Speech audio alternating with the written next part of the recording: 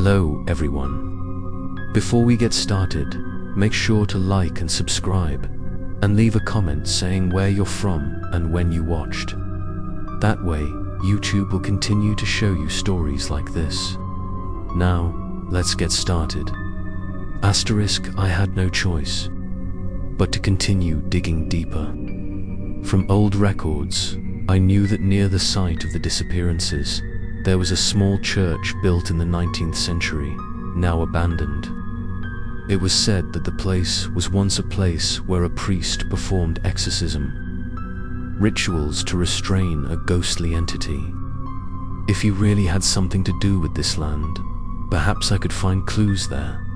That night, I took a flashlight and a tape recorder and drove to the abandoned church. The road leading there was deserted. The rows of broken, dry trees stretched down like black hands reaching out to hold on. When I arrived, the large wooden door of the church was ajar, the wind whistling through the cracks, making eerie creaking sounds. I pushed the door open and entered. The space inside was filled with a musty smell. Cobwebs covered everything from the ceiling to the pews. Moonlight filtered through the shattered stained glass windows, casting distorted streaks of light onto the cold tile floor. All was silent, save for the echoes of my footsteps. I shined my flashlight around the main room. At the altar, I saw strange marks, ancient symbols carved into the wood, many of them identical to the swirls I had seen in the garage. I touched them with trembling hands, a chill running down my body. Suddenly, I heard whispers echoing from deep within the church, like many voices at once. Turn around, leave this place now. I turned around, the flashlight beam sweeping across. The empty pews, no one was there. But the whispers continued, becoming clearer and clearer, as if coming from the walls themselves. I recorded everything, my hands shaking.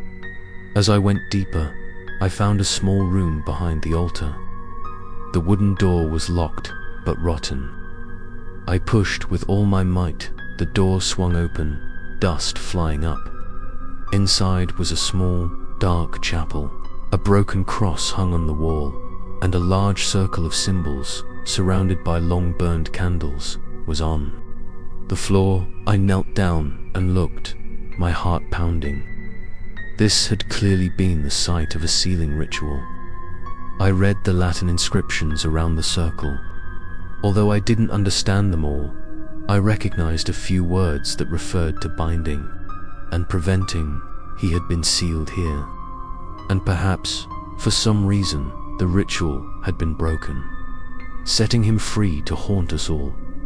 As I watched, the temperature in the room suddenly dropped. My breath came out in puffs of white smoke. The flashlight flickered. Then in the mirror hanging, tilted on the wall, I saw him. A tall, thin figure stood right behind me, his eyes glowing red.